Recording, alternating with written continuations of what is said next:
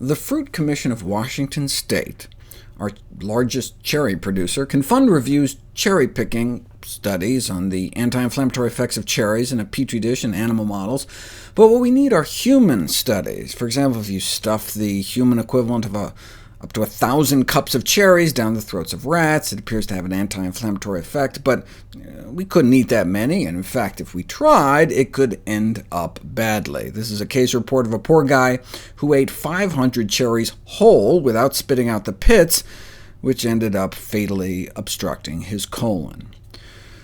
But we didn't have many human studies until now.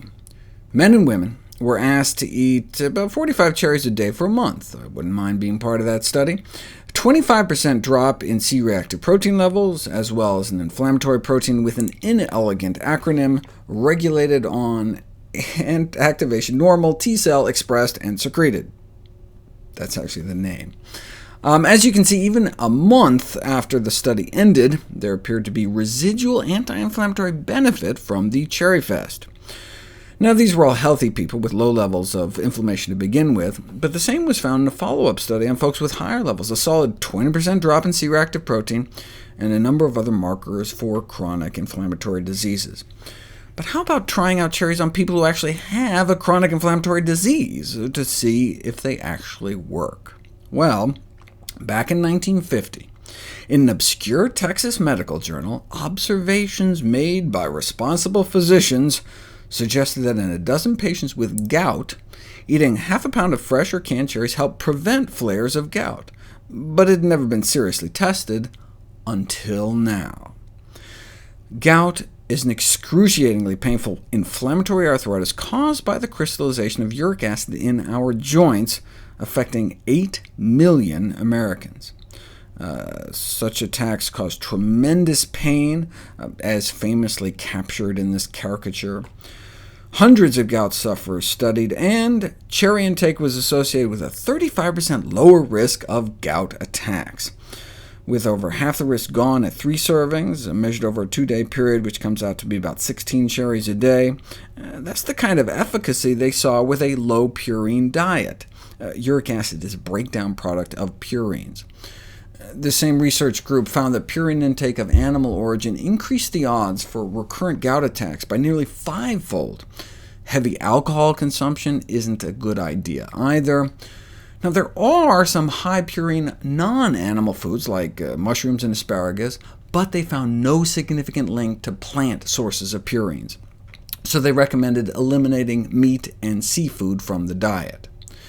That may decrease risk, and adding cherries on top may decrease risk of gout attacks even further.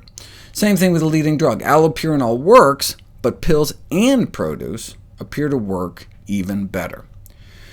And dietary changes in cherries may be all many patients have, as doctors are hesitant to prescribe uric acid-lowering drugs like allopurinol due to rare but serious side effects, including the most feared of all drug side effects, Stevens-Johnson syndrome, which can detach our skin from our body.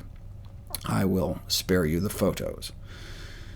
In addition to fighting inflammation, cherries may actually help lower uric acid levels as well.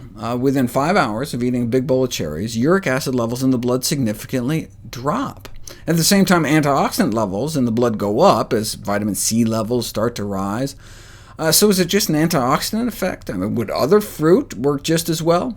No. They tried grapes, strawberries, and kiwi fruit, and none significantly lowered uric acid levels, supporting a specific anti-gout effect of cherries.